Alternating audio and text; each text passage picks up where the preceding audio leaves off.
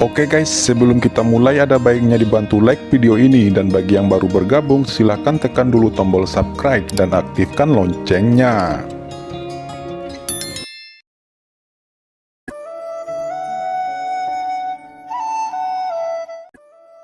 Begitu gulungan itu muncul, Qin Chen segera terkejut, dan kemudian buru-buru meletakkan gulungan itu. Tapi itu masih terlihat oleh Feng Kangan dan yang lainnya. Dan pada saat dia meletakkan gulungan itu, Qin Chen juga menerima pesan yang tidak dapat dijelaskan, dan akhirnya mengerti mengapa Feng Kangan berniat membunuhnya sebelumnya. Gulungan ini seharusnya memiliki hubungan dengan segel ruang angkasa ini, karena segel ruang angkasa ditembak paksa, menyebabkan segel ruang angkasa ini memiliki pintu masuk berkala sesekali. Feng Kangan bersembunyi di sini sebelumnya karena dia sedang menunggu pintu masuk berkala ini muncul. Setelah memahami semua ini, Qin Chen segera menyingkirkan gulungan itu, dan kemudian mengangkat kepalanya untuk melihat Feng Kangan, dan melihat jejak keserakahan melintas di mata Feng Kangan. Qin Chen mencibir di dalam hatinya. Dia tahu bahwa setelah gulungan misterius itu muncul, Feng Kangan dan yang lainnya akan mendambakannya, tetapi dia tidak peduli sama sekali. Pada saat ini, dia sudah mengerti mengapa Feng Kangan akan memusuhinya. Orang ini jelas telah menemukan masalah segel ruang, mengetahui bahwa segel akan segera dibuka, dan ingin memonopoli segel ruang itu sendiri. Dan sekarang segel ruang ini masih ada di sini, dan kristal suci di dalamnya masih utuh. Qin Chen memiliki beberapa spekulasi di dalam hatinya, mungkin segel ruang ini tidak sesederhana kelihatannya di permukaan. Memikirkan hal ini, Qin Chen tidak memiliki kegembiraan pada awalnya, tetapi mengerutkan kening dalam pikiran, merasa semakin bermasalah. Segel luar angkasa ini, aneh. Dia memandang Rao Yuaneng, mengerutkan kening dan berkata, "Rao Yuaneng, apakah Anda yakin bahwa Presiden Gongsun dan Presiden Wuyong telah masuk ke segel luar angkasa ini?" Rao Yuaneng berkata, "Memang benar, saya melihatnya dengan mata kepala sendiri. Jika Anda tidak percaya, tanyakan pada Pu Xingchang dan yang lainnya. Mereka ada di sana pada saat itu dan mereka seharusnya melihatnya dengan mata kepala sendiri," ucap Rao Yuaneng berkeringat di dahinya. Pu Xingchang dan yang lainnya juga mengangguk, dan pada saat yang sama memandang Qin Chen dan berhenti berbicara. Mereka semua ingin bertanya kepada Qin Chen tentang gulungan itu. Mereka yang bisa berkultivasi menjadi wudi raksasa bukanlah orang bodoh. Setiap reaksi sangat tajam. Mereka semua melihat bahwa gulungan yang terbang keluar dari Qin Chen memiliki hubungan tertentu dengan segel ruang ini, dan mereka penasaran. Tetapi karena itu di tangan Qin Chen, tidak ada yang berani bertanya. Qin Chen mendengar jawaban Rao Yuaneng dan sedikit merenung. Jika Rao Yuaneng tidak membohongi orang lain, maka itu akan sangat aneh. Memikirkan hal ini, Qin Chen berhenti berbicara, segera dia duduk bersila ke samping, berpikir dengan hati-hati, dan pada saat yang sama memeriksa gulungan yang tiba-tiba muncul sebelumnya untuk melihat apakah dia bisa mendapatkan informasi. Melihat Qin Chen tidak berbicara lagi, Feng Kangan langsung cemas. Dia juga menatap gulungan yang ditampilkan Qin Chen sebelumnya. Dia bergumam, "Sial, anak ini jelas memiliki sesuatu yang dapat berkomunikasi dengan ruang dan segel. Lebih baik membunuhnya, mengambil harta karun itu, dan segera menghapus misteri anak ini." Begitu ide ini keluar, Feng Kangan tidak bisa menahannya lagi. Dia berkata, "Saudara Chen, saya tidak tahu gulungan apa yang muncul di tubuh Anda sebelumnya." Feng melihat bahwa benda ini tampaknya terkait dengan segel luar angkasa. "Mungkin berguna untuk memecahkan asal-usul segel luar angkasa ini," ucap Feng Kangan langsung berkata. Qin Chen melirik Feng Kangan, dan berkata dengan ringan, "Ini adalah barang milikku. Apakah itu ada hubungannya denganmu?" Ekspresi Feng Kangan berubah, mengerutkan kening dan berkata, "Saudara Chen salah faham, Feng tidak mengingini apa-apa. Tapi sekarang, kita bekerja sama untuk memecahkan segel ruang. Karena saudara Chen memiliki petunjuk, mengapa tidak menunjukkannya kepada semua orang?" Qin Chen tiba-tiba menjadi sedikit marah. Dia tidak menyusahkan Feng Kangan, tetapi dia tidak berharap Feng Kangan mengusiknya. Matanya tenggelam, dan dia berkata, selain membawa api aneh, Feng Jianzu masih seorang master formasi. Kalau tidak, bagaimana mungkin bisa melihat celah otomatis saluran, dan dia telah tinggal di sini sepanjang waktu. Feng Kangan terkejut, dan langsung mengerti bahwa Qin Chen telah melihat kekurangan pada segel ruang ini, dan identitasnya sebagai penguasa formasi sebenarnya telah ditemukan. Faktanya, Feng Kangan benar-benar seorang master formasi level 9, tetapi dia selalu rendah hati dan jarang menunjukkan kekuatannya, jadi tidak ada seorang pun di seluruh kota Tianlei yang mengetahui kekuatannya.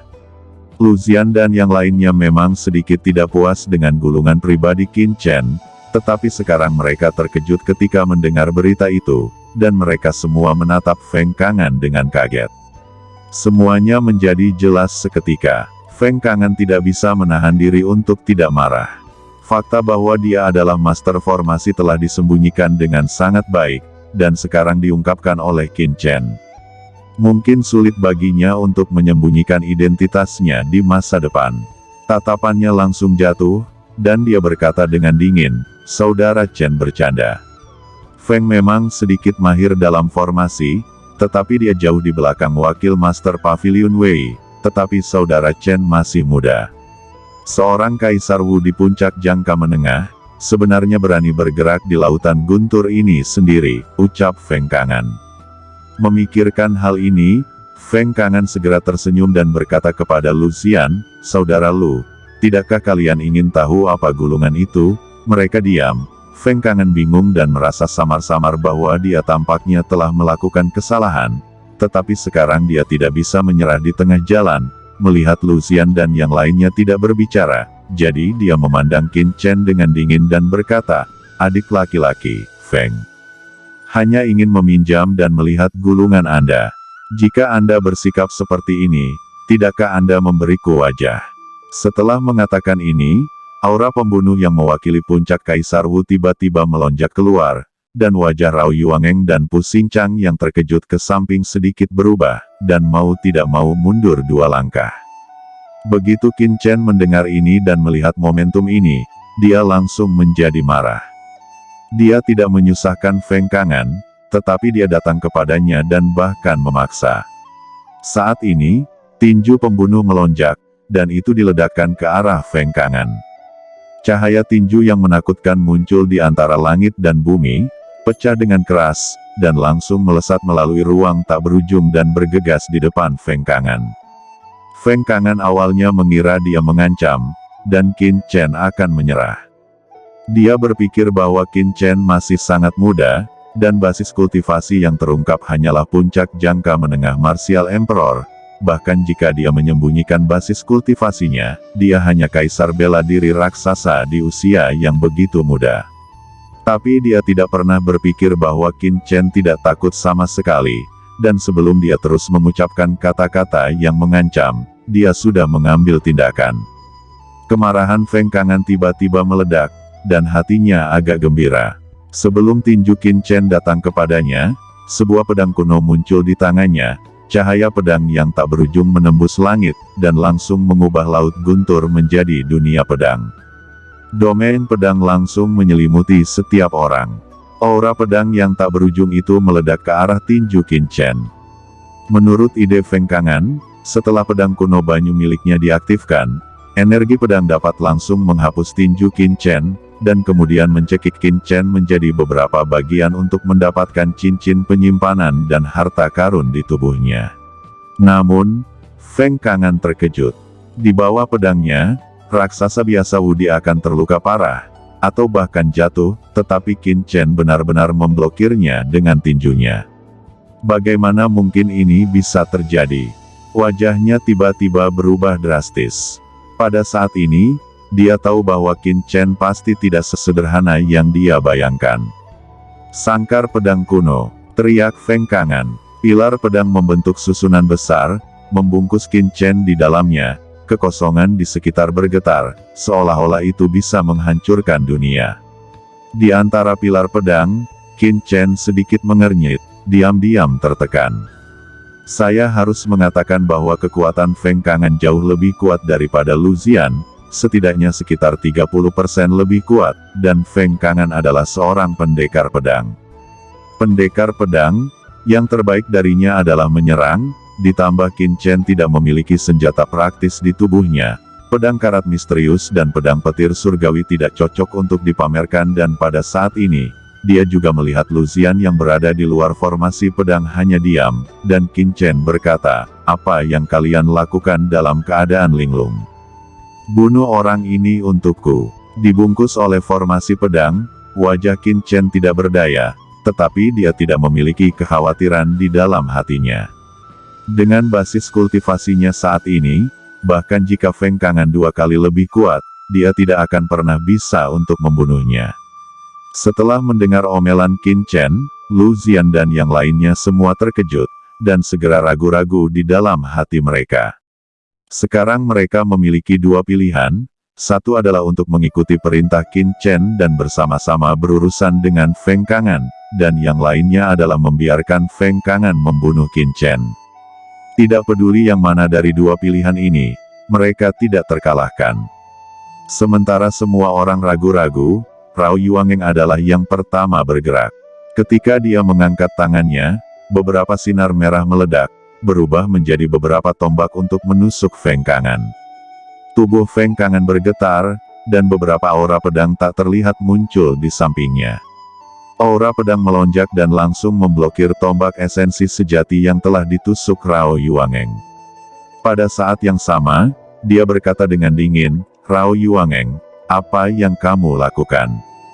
Jangan salahkan aku, tidak mengingatkan Anda." Feng Kangan, hentikan dengan cepat. Saudara Chen adalah penyelamatku, ucap Rao Yuaneng berteriak dengan marah. Di atas kepalanya, kekuatan garis keturunan yang tak terlihat mekar. Dalam sekejap, hantu seperti binatang muncul, menyebabkan kekuatan tubuh Rao Yuaneng meroket, mekar dengan paksaan. Qin Chen juga menatap Luzian yang tidak bergerak sama sekali. Luzian dan yang lainnya mengeluarkan keringat di dahi mereka. Di antara mereka, Pu Xingchang mengertakkan gigi. Dia awalnya melihat Rao Yuaneng mengambil tindakan, dan dia sedikit menyalahkan diri sendiri. Sekarang dia mendengar Qin Chen berbicara, dia bergabung dengan kelompok pertempuran, dan berkata kepada Feng Kangan, "Tuan Pedang Feng, Saudara Chen menyelamatkan Pu sebelumnya, tolong berhenti." Seperti yang dia katakan, sanca muncul di tangannya, dan sanca berubah menjadi gunung dan langsung jatuh. Keagungan bayangan meledak di pilar pedang, tiba-tiba meledakkan riak, menyebabkan formasi pedang bergetar. Pu Xingchang dan yang lainnya juga wudi raksasa, dan kekuatan mereka luar biasa. Hanya saja Feng Kangan, sebagai pemilik pedang kuno, jauh lebih kuat dari mereka, dan saat memblokir Qin Chen, dia masih memblokir serangan Rao Yuaneng dan Pu Xingchang. Feng Kangan mau tidak mau merasa kesal. Jika dia tidak mempertimbangkan bahwa ada orang lain di sini, dia mungkin telah membunuh bahkan Rao Yuaneng dan Pu Xingchang, tetapi karena Luzian masih di sini, dia masih ragu. Hari ini Feng di sini untuk berjanji bahwa jika kalian dapat membunuh putra ini bersamaku, Feng dapat berjanji untuk tidak mengambil api aneh dari putra ini, tetapi untuk menyerahkannya padamu. Feng Kangan tahu bahwa tidak ada yang bisa mengalahkan keuntungannya, jadi dia segera menggunakan api aneh Qin Chen untuk merayu Luzian dan yang lainnya. Begitu kata-kata Feng Kangan keluar, Luzian dan Wei Xiang langsung bertindak. Mereka berdua disiksa oleh Qin Chen sebelumnya, terutama Wei Xiang, yang menyerahkan hampir semua harta di tubuhnya, dan merasa benci pada Qin Chen di hatinya. Dia mengangkat tangannya, dan semburan cahaya tiba-tiba muncul di samping Feng Kangan, dan memblokir serangan Rao Yuaneng dan Pu Xingchang untuknya. Di antara beberapa orang, Rao Yuaneng, Pu Xingchang, dan Wei Xiang semuanya telah mengambil sikap, dan hanya Luzian yang belum membuat keputusan. "Saudara Lu, apa yang masih kamu ragukan?" Feng Kangan berkata kepada Luzian, "Ketika kita mendapatkan gulungan itu, Feng bersedia membiarkan saudara Lu belajar dan menjelajahi segel luar angkasa ini bersama." Mata Luzian berkilat, dan itu tidak mungkin jika dia tidak mengatakan bahwa dia tergerak. Tetapi untuk beberapa alasan, ketika Lucian melihat Qin Chen terperangkap oleh formasi pedang, dia merasakan kepanikan di hatinya. Pada akhirnya, dia menggertakkan giginya, dan bilah pedang cincin tiba-tiba muncul di tangannya, dan cahaya menyilaukan meledak dari bilah cincin. Menghancurkan penjara pedang Feng Kangan. Lucian, apa yang kamu lakukan? Wajah Feng Kangan tiba-tiba berubah, dan dia berseru dengan marah. Feng Kangan, saudara Chen telah menyelamatkan hidup lu dan kamu ingin lu menjadi orang yang bermuka dua. Lu tidak bisa melakukannya. Lucian, aku tidak menyangka kamu cukup berprinsip. Ucap Rao Yuangeng dan Pu Xingchang sangat gembira. Dengan kepindahan Lucian, peluang mereka untuk menang akan jauh lebih besar. Saudara Feng, bunuh anak itu sesegera mungkin. Teriak Wei Ziyang. Feng Kangan mendengus dingin, dan untuk saat ini, itulah satu-satunya cara. Memikirkan hal ini, dia tidak lagi memperhatikan Lucian dan beberapa orang lain. Darah di tubuhnya meledak, bersenandung, kekuatan tak terlihat mekar, dan langsung memberkati formasi pedang, membuat formasi pedang meledak lebih kuat dari sebelumnya. Nak, kekuatanmu tidak lemah, tetapi di depan ahli pedang, kamu tidak cukup kuat. Ucap Feng Kangan penuh percaya diri pada dirinya sendiri. Menurutnya, hanya masalah waktu untuk membunuh Qin Chen. Haha, Qin Chen tertawa. Dia belum pernah melakukan apapun sebelumnya, hanya ingin melihat pilihan Rao Yuangeng dan lainnya. Dia awalnya mengira Lucian akan mengkhianatinya, tetapi dia tidak menyangka Lucian akan berdiri di sisinya pada akhirnya. Sekarang pilihan telah dibuat, dan saatnya untuk menyelesaikan Feng Kangan. Pada titik ini, tubuh kekuatan guntur Qin Chen tiba-tiba mendesak, dan cahaya guntur yang menakutkan membungkus tubuhnya, dan kemudian berlama-lama di tinjunya, meledakkan tinju ke arah Feng Kangan. Setelah cahaya tinju Qin Chen bertabrakan dengan pilar pedang, itu tiba-tiba mengeluarkan raungan yang menggelegar. Kemudian Feng Kangan terkejut melihat bahwa formasi pedang yang dia dorong untuk berputar dengan cepat berhenti tiba-tiba, dan tinju yang mengerikan menembus formasi pedangnya dan langsung mengenainya. Dia terkejut, bagaimana mungkin? Kekuatan tinju Qin Chen benar-benar menembus pilar pedangnya, dan yang membuatnya lebih terkejut adalah kekuatan tinju penembusnya berubah semakin menakutkan, hampir menghancurkan tubuhnya. Ekspresi Feng Kangan berubah drastis, kekuatan lawan pasti telah mencapai puncak tingkat kaisar bela diri, dan itu bahkan tidak lebih lemah darinya. Setelah Feng Kangan memahami kebenaran ini, dia langsung ketakutan. Awalnya, dia berpikir bahwa membunuh Qin Chen hanya akan memakan waktu beberapa saat, tetapi sekarang dia mengerti bahwa itu jelas bukan tugas yang mudah untuk membunuh Qin Chen. Dia memuntahkan esensi dan darahnya, dan akan segera membakarnya, tetapi sebelum dia mengambil tembakan lagi, dia merasakan kekosongan di sekitarnya bergetar, dan kemudian dengan ledakan, formasi pedang di depannya telah hancur, dan pedang yang tak terhitung jumlahnya mengguyur ke segala arah. Domain pedangku rusak, ucap Feng Kangan ketakutan, keringat dingin mengalir pada saat ini. Feng Kangan buru-buru ingin mundur, namun dia sepertinya di penjara. Untuk beberapa waktu yang tidak diketahui, aura pedang berkabut telah memenuhi sekelilingnya. Aura pedang ini mengelilinginya dengan kekuatan guntur, dan lautan guntur ini sepenuhnya terintegrasi. Hati Feng Kangan tidak pernah takut seperti sekarang ini. Dia menatap Qin Chen dengan ngeri. Dia menyadari bahwa lawan tidak hanya menghancurkan domain pedangnya pada saat ini, tetapi juga secara tidak sadar membentuk yang baru. Di ranah pedang, lawannya ternyata adalah pendekar pedang papan atas. Bagaimana ini mungkin? Feng Kangan tidak pernah berpikir bahwa Qin Chen juga seorang pendekar pedang, dan seorang pendekar pedang yang tidak lebih lemah darinya. Oke teman-teman, terima kasih sudah menonton. Jangan lupa like, komen, dan subscribe.